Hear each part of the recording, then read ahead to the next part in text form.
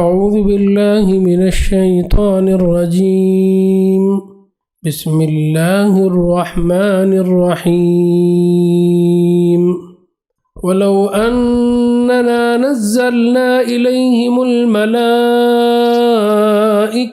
وكلمهم الموتى وحشرنا عليهم كل شيء قبلا ما كانوا ليؤمنوا إلا أن يشاء الله ولكن أكثرهم يجهلون نحمدہ ونصلی علی رسولہ الکریم، اما بعد۔ ناظرین، 8ویں جز کے درس میں آپ کا استقبال ہے۔ اس جز میں پائے جانے والے اہم مضامین پر ایک نظر ڈالیں گے، پھر انشاءاللہ ان میں سے ایک ابھرا ہوا مضمون لیں گے اور تفصیل سے بات کریں گے۔ اس میں جو پہلا مضمون ہے، اگر ہم اسے ٹاپک دینا چاہیں تو ہم کہہ سکتے ہیں کہ eminent resistance to the call of prophet, یعنی انبیاء نے جب بھی دعوت دی ہے تو اس کا ریزسٹنس ہوا ہے۔ دنیا میں جب بھی کوئی اچھی بات اٹھتی ہے تو شیطان سب سے پہلے اس کی مخالفت کرتا ہے اور اپنے ساتھیوں کو اس کے لیے تیار کرتا ہے۔ آپ صلی اللہ علیہ وسلم کے ساتھ بھی ایسا ہی ہوا۔ آپ کو کہا گیا کہ اگر ان لوگوں کی اتباع کریں گے تو زمین فساد سے بھر جائے گی اور انسانوں کو یہ لوگ گمراہ کر دیں گے۔ رسول کی دعوت ایک معنوں میں شیطانی قوتوں کے خلاف ریزسٹنس ہے۔ نبی اور قرآن کا آنا ایک نور ہے جس سے زندگی کی راہ روشن اور منور ہو جاتی ہے، اور جو اس کا انکار کرتے ہیں وہ اندھیرے میں رہتے ہیں۔ رسول کی دعوت کی ہمیشہ سے سماج کے بڑوں نے شدت کے ساتھ مخالفت کی۔ جو کوئی اسلام کی طرف آگے بڑھتا ہے اس کا سینہ اللہ تعالیٰ اسلام کے لیے کھول دیتا ہے، اور جو گمراہی میں بھٹکتا ہے اس کا سینہ تنگ ہونے لگتا ہے اور اسے یوں محسوس ہونے لگتا ہے جیسے آدمی آسمان کی طرف جا رہا ہو، یعنی سفوکیشن ہونے لگتا ہے۔ اسلام دنیا میں انسان کو سیدھا راستہ دکھاتا ہے اور آخرت میں جنت میں پہنچاتا ہے۔ آخرت میں جب کفار جہنم میں جائیں گے تو کیا کچھ ان پر بیتے گی، اس کا بھی ایک منظر کھینچا گیا۔ دوسرا جو مضمون ہے اس جز کے اندر وہ ہے مین میڈ شریعہ، یعنی ایک شریعت تو اللہ تعالیٰ کی طرف سے دی ہوئی ہوتی ہے جس میں خواہشات نفس پر پابندی لگتی ہے، اور ایک سماج خود ایک شریعت ایجاد کرتا ہے جو ان کی خواہشات کے مطابق ہو۔ ہر زمانے میں ہر شہر میں لوگ اپنی خود ساختہ شریعت بنا لیتے ہیں۔ کفار مکہ کی بھی اپنی ایک شریعت تھی۔ کھیتی سے جو فصل تیار ہوتی تھی اس کا نذرانہ بتوں کے سامنے چڑھاتے تھے۔ اس کی بھی تفصیلات سورہ انعام میں اللہ تعالیٰ نے بتائی۔ اسی طرح سے جانوروں کو بھگوان کے نام پر پن کر دیتے تھے، اور اس کی بھی بڑی باریک تفصیلات ہیں، اور بتوں کا حصہ الگ نکالتے تھے، اللہ کا حصہ الگ نکالتے تھے۔ گھاٹا ہو جائے تو اللہ تعالیٰ کے حصے سے نکال کر بتوں کے حصے میں اناج ڈال دیتے تھے یا جانور دے دیتے تھے۔ بچوں کا قتل کیا کرتے تھے، اور شیطان اسے خوبصورت بنا کر بڑھا چڑھا کر پیش کرتا ہے۔ یہ ایک دوسرا مضمون ہے جو اس جز کے اندر آیا ہے۔ اس جز کے اندر تیسرا ایک مضمون ہے، وہ بیوٹیفل سائنس آف گاڈ، خدا کی بہت خوبصورت نشانیاں اللہ تعالیٰ نے بیان کی۔ اللہ تعالیٰ نے یہ خوبصورت دنیا بنائی، اس میں باغات پیدا کیے، اس میں انگور کے بیل ہوتے ہیں، کھجور کے درخت ہوتے ہیں، زیتون، انار، یہ سب بہت خوبصورت پھل ہوتے ہیں۔ ان کے پکنے کے وقت ان کو دیکھنے اور آبزرو کرنے سے انسان کو خدا کی عظمت، اس کی صنائی، اس کی کاریگری، اس کی آرٹسٹری کا علم ہونے لگتا ہے۔ توحید کا سبق پایا جاتا ہے ان سب میں، اور تعلیم دی کہ ان سب کو غور و فکر کر کے اللہ تعالیٰ کی وحدانیت کو پہچانیں۔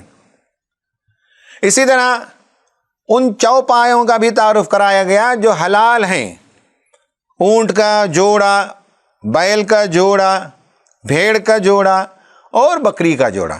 اس طرح سے 8 جانوروں کے نام لے کر بتائے کہ اللہ تعالیٰ نے ان میں سے جن جن کو حلال کیا ہے تم نے کیسے حرام کر لیا، اور اگر تم نے حرام کیا ہو تو لے آؤ کوئی سند، یا تو عقلی دلیل لے آؤ یا کوئی ریٹن پروف لے کر آؤ۔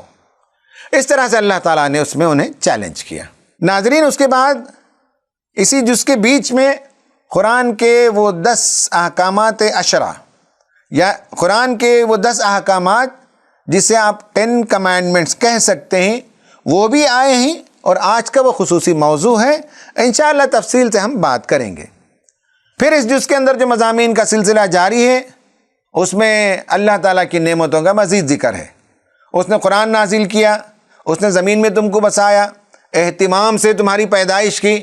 تمہاری پیدائش پر شیطان کو بہت غصہ آیا، اس نے کہا انا خیر منہ خلقتنی من نار وخلقتہ من طین، میں آدم سے بہتر ہوں، تو نے مجھے آگ سے پیدا کیا، اسے مٹی سے پیدا کیا۔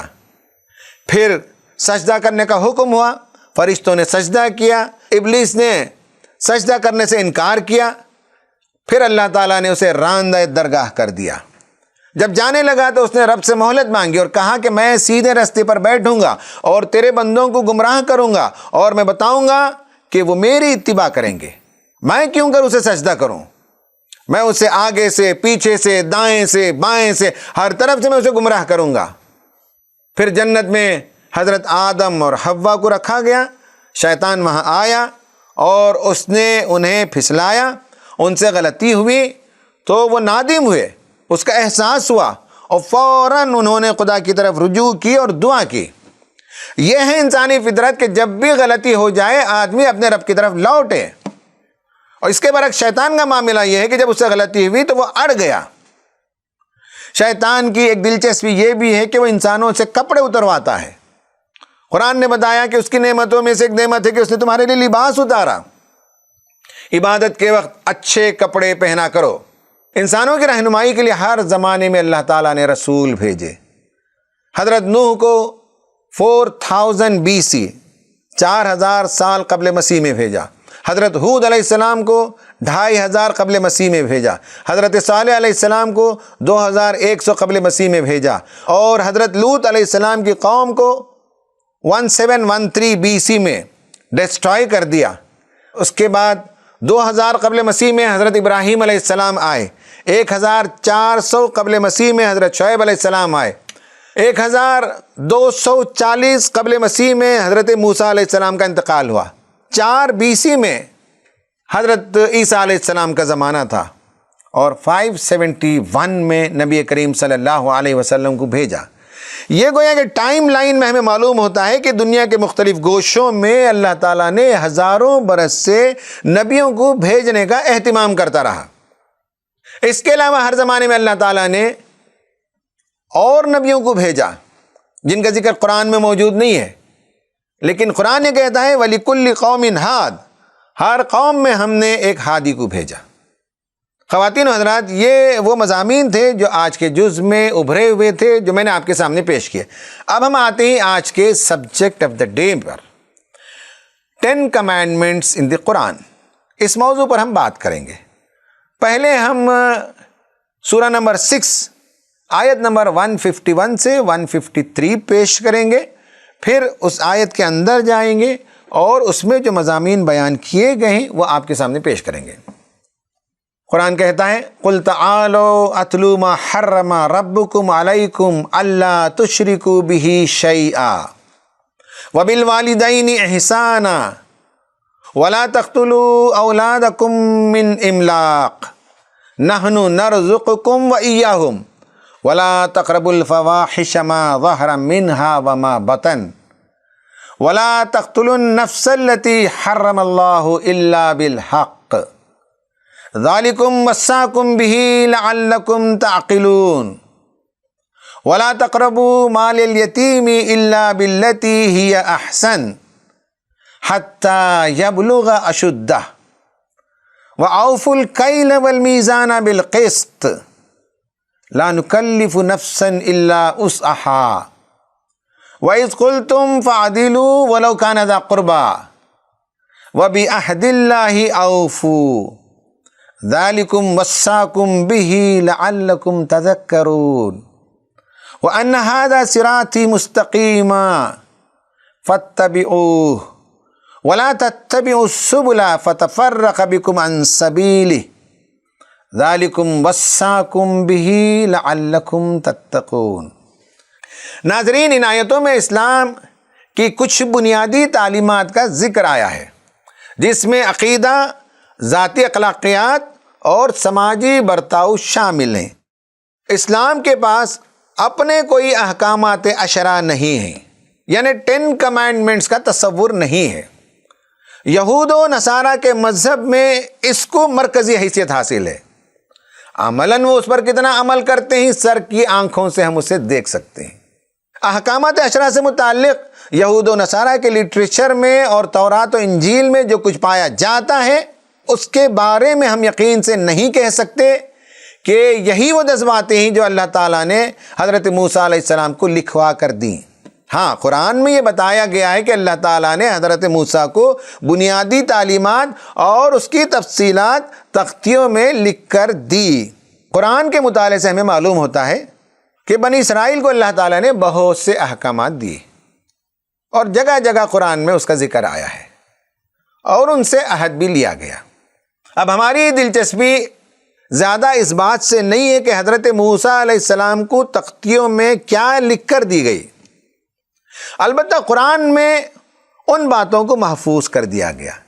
حضرت موسیٰ علیہ السلام کو جو تعلیمات دی گئیں وہ بھی پرزروڈ ہیں۔ حضرت عیسیٰ علیہ السلام کو جو تعلیمات دی گئیں، ہو سکتا ہے کہ ان کی قوم نے اسے بھلا دیا یا تحریف کر دیا، قرآن نے وہ ساری باتوں کو محفوظ کیا۔ تمام انبیاء اور رسول جو تعلیمات لے کر آئے تھے، جس کا ایسنس اور جس کا نچوڑ ہم کہہ سکتے ہیں، یہ جو 10 کمانڈمنٹ کی شکل میں آج ہم آپ کے سامنے پیش کر رہے ہیں، یہ اور اس طرح کی باتوں کو قرآن نے محفوظ کر لیا۔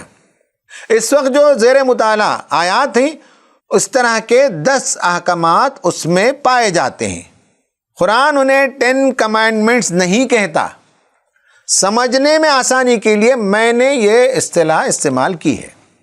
اب ہم زیر مطالعہ آیتوں کے اندر جاتے ہیں اور ان میں جو 10 احکامات ہیں، جو 10 کمانڈمنٹس ہیں، اس پر تھوڑی مختصر گفتگو کریں گے۔ پہلا نکتہ ہے اللہ تشرکوا بہ شیئا، do not associate partners to him. Islam کے نزدیک شرک سب سے بڑا گناہ ہے۔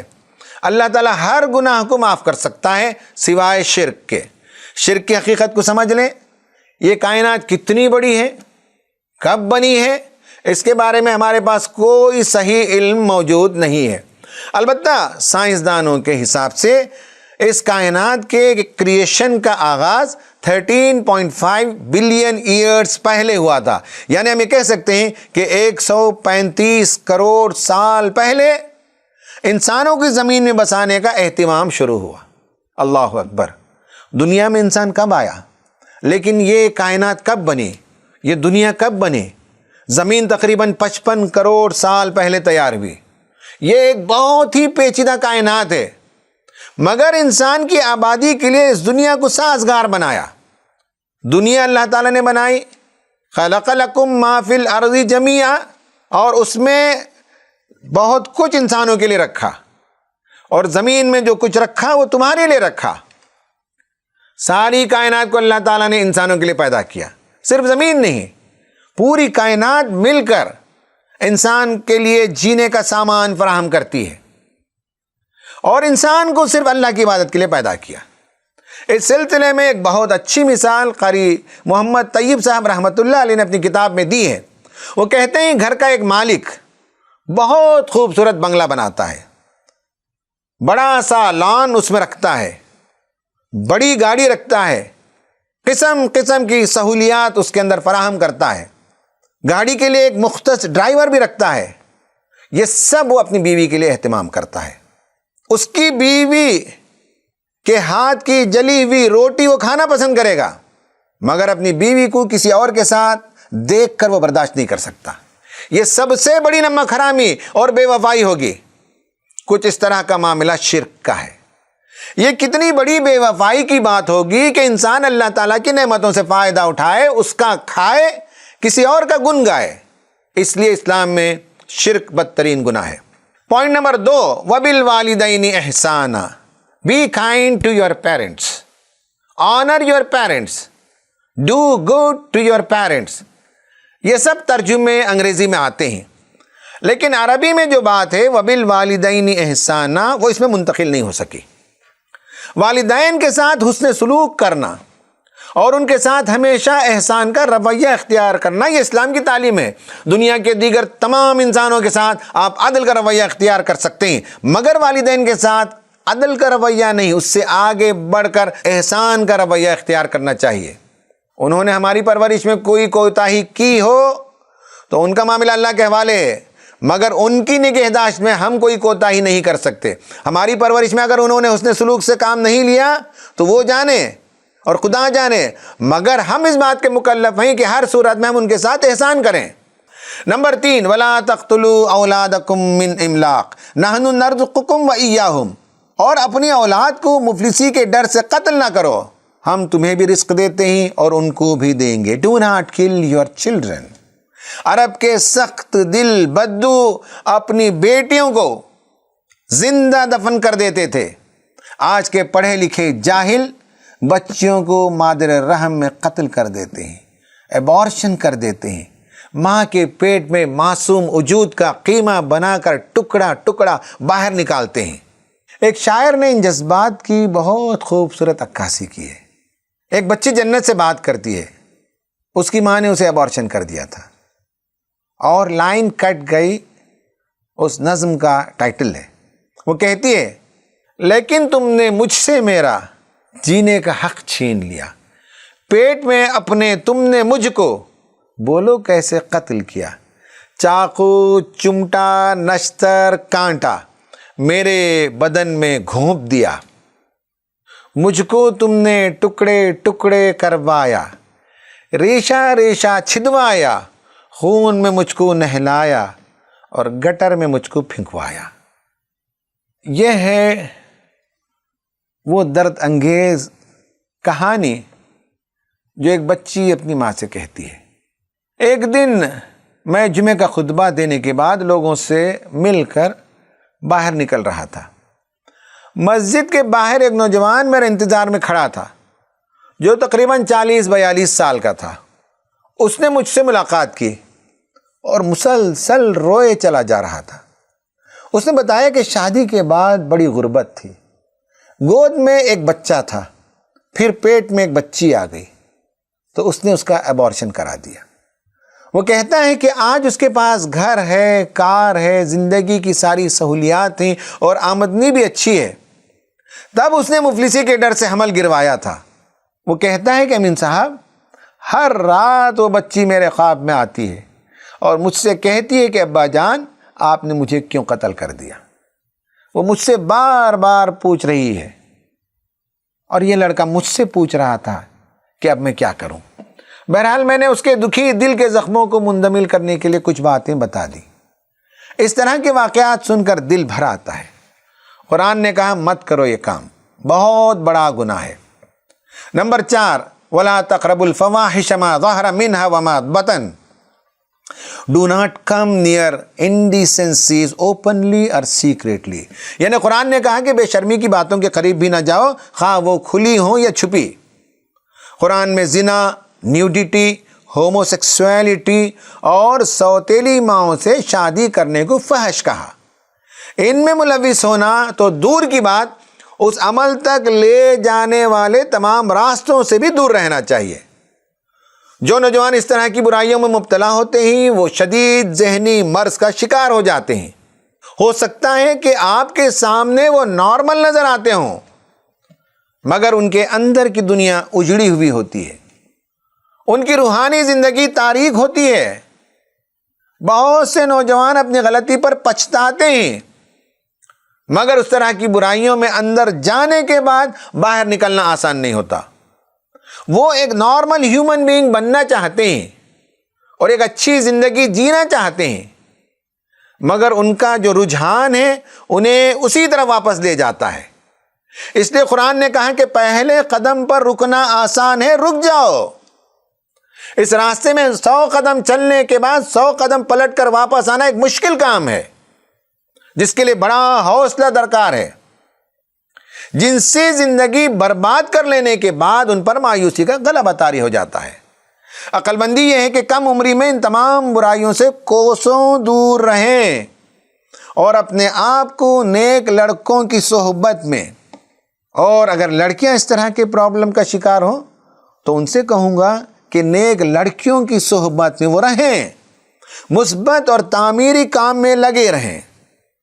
نمبر 5، وَلَا تَقْتُلُوا النَّفْسَ الَّتِي حَرَّمَ اللَّهُ إِلَّا بِالْحَقِّ Do not take a human life made sacred by Allah except with legal right۔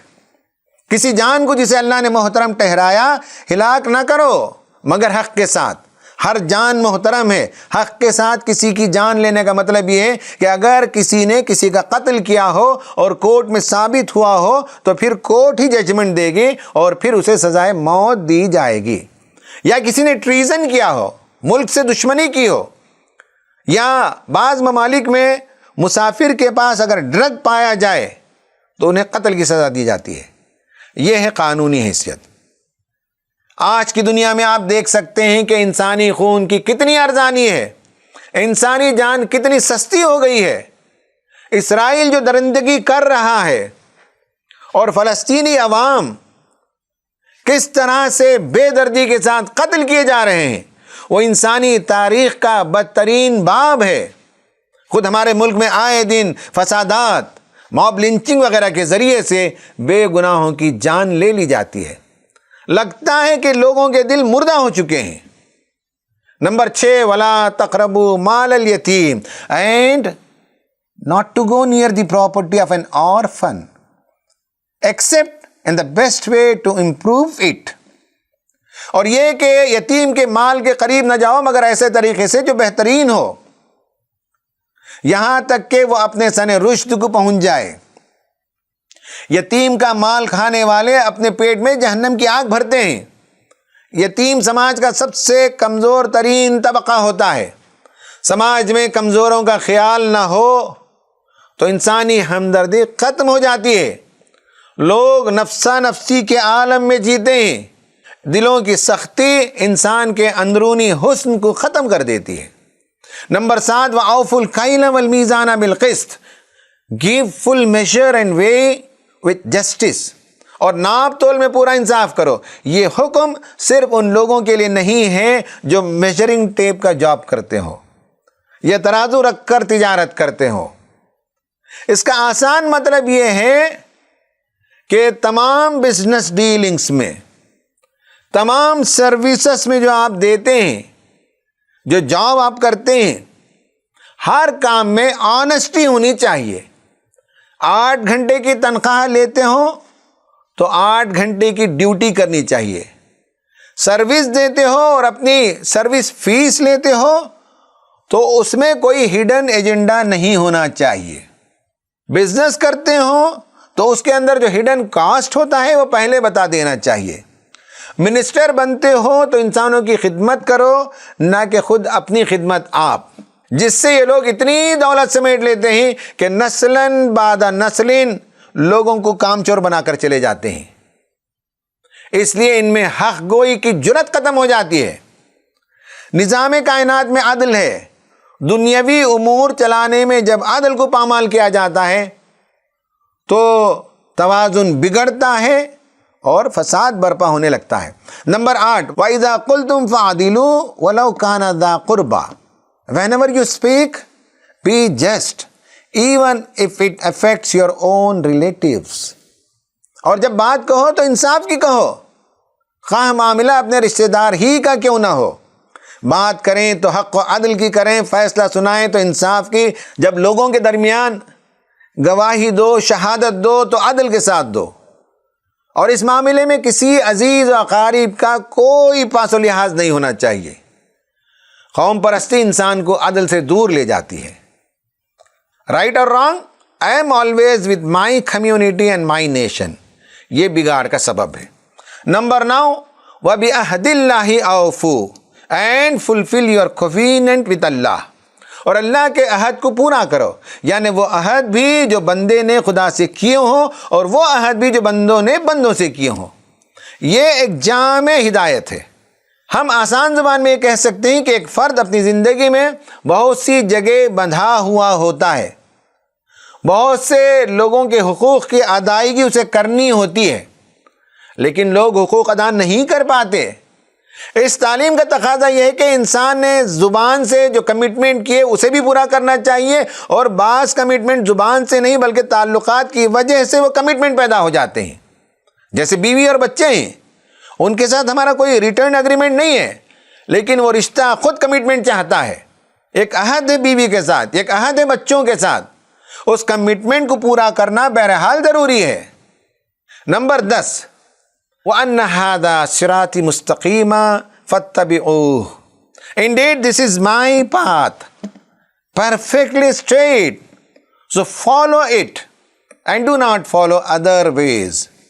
یہی میرا سیدھا راستہ ہے۔ نبی صلی اللہ علیہ وسلم فرما رہے ہیں یہ جو راستہ میں پیش کر رہا ہوں اس کی پیروی کرو، یہ خدا کی بتائی ہوئی راہ ہے۔ یہی حضرت ابراہیم علیہ السلام کا راستہ تھا، انہوں نے اپنی اولاد کو بھی یہی وصیت کی، اور تمام انبیاء اسی راستے پر چلتے رہے۔ خدا نے یہ قدیم راستہ از سر نو تمہارے لیے پھر سے کھول دیا ہے تاکہ تم اس پر چل کر دونوں جہاں کی کامیابی حاصل کرو اور ہلاکت کی وادیوں میں بھٹکنے اور خدا کی پکڑ سے بچ سکو۔ ناظرین، اب میں چلتے چلتے یہ بتانا چاہوں گا کہ یہودی مذہب، عیسائیت، ہندوازم اور بدھزم، ان سب میں اس طرح کے 10 کمانڈمنٹ کے تصورات پائے جاتے ہیں۔ ضروری نہیں کہ الفاظ اور باتیں بالکل ایک جیسی ہوں، اصل مقصود انسانی نفس کی تہذیب ہے اور انسانی سماج کی الہی بنیادوں پر تشکیل ہے۔ یعنی اس طرح کے احکامات کا مقصد یہ ہے کہ افراد زندہ ضمیر والے بنے اور معاشرہ رحمت کا معاشرہ بنے۔ ابھی ہم ببلیکل 10 کمانڈمنٹس دیکھتے ہیں۔ پہلا تو یہ کہا گیا کہ میں تمہارا رب ہوں، میرے ساتھ کسی اور کو شریک نہیں کرنا۔ نمبر 2، میرے نام سے جھوٹی قسمیں نہیں کھانا۔ نمبر 3، خدا نے جو دن مقرر کیا اس کا احترام کرنا۔ نمبر 4، والدین کا احترام کرنا۔ نمبر 5، کسی کا قتل نہیں کرنا۔ نمبر 6، زنا نہیں کرنا۔ نمبر 7، چوری نہیں کرنا۔ نمبر 8، جھوٹی گواہی نہیں دینا۔ نمبر 9، پڑوس کی بیوی کے ساتھ غلط کام نہیں کرنا۔ اور نمبر 10، پڑوس کے مال کو نہیں ہڑپنا۔ یہ ببلیکل 10 کمانڈمنٹس ہیں۔ بدھا کی تعلیمات میں جو بدھسٹ سلا جسے کہتے ہیں، یعنی ان کے جو مورل ٹیچنگز ہیں وہ 10 ہیں۔ ان میں 5 کامن مین کے لیے اور +5 ان کے مذاہب کے لیڈروں کے لیے ہیں۔ جو پہلے 5 ہیں اس میں کسی کی جان نہ لینا، چوری نہ کرنا، زنا نہ کرنا، جھوٹ نہ بولنا، نشہ نہ کرنا۔ اور 5 تعلیمات ہیں جو ان کے مذہبی رہنماؤں کے لیے ہیں، یعنی دوپہر کے بعد کھانا نہیں کھانا، دنیا کی دلچسپیوں میں حصہ نہیں لینا، جسم کو خوشبو نہیں لگانا یا اسے آراستہ نہیں کرنا، نرم بستر پر نہیں سونا، اور شاید 10ویں نمبر پر شادی نہیں کرنا۔ یہ بدھسٹ دسا سلا کہتے ہیں۔ یہ وہ 10 باتیں تھیں۔ آخر میں ہم ہندوازم کے بارے میں بھی ایک مختصر گفتگو کر لیتے ہیں۔ ہندوازم میں روایات کو اہمیت ہے اور انسان نجات کی طرف آگے بڑھنے کے لیے خود تجربے کرے۔ ہندوازم میں کوئی رہنمائی نہیں دی جاتی، کوئی مکمل شریعت ان کے پاس موجود نہیں ہے۔ ان کے تمام اعمال دھرما سے طے ہوتے ہیں۔ سوترا جو ان کی ریلیجس ٹیکسٹ ہے اس میں بھی 10 باتیں ملتی ہیں۔ ان میں سے 5 یاماز ہیں، یعنی سماجی زندگی کے لیے رہنمائی ہے، اور باقی 5 نیاماز ہیں جو ذاتی زندگی کے ارتقاء سے متعلق ہیں۔ جو 5 یاماز ہیں ان میں سے ہمدردی، سچائی، چوری نہیں کرنا، اعتدال کی زندگی بسر کرنا اور حرص و ہوس سے بچے رہنا۔ جو 5 نیاماز ہیں وہ ہے پاکی صفائی، اطمینان قلب، ڈسپلن کی زندگی، دینی اور مذہبی کتابوں کا مطالعہ کرتے رہنا، اور خدا کے آگے سبمٹ کرنا اور روحانی طور پر خدا سے وابستہ رہنا۔ خواتین و حضرات، اس کمپیریزن سے آپ سمجھ سکتے ہیں کہ اسلام زندگی کا ایک جامع تصور دیتا ہے جو عقیدہ توحید سے منسلک ہے۔ وہی عقیدہ زندگی کے ہر گوشے میں رہنمائی کرتا ہے۔ انسانی جان کا احترام بھی آپ قرآن میں واضح طور پر دیکھیں گے۔ اسلام کے حق میں رائے عامہ کی مثبت تبدیلی کے سلسلے میں انشاءاللہ یہ ایپیسوڈ مفید ہوگا۔ آمین وآخر دعوانا ان الحمد للہ رب العالمین۔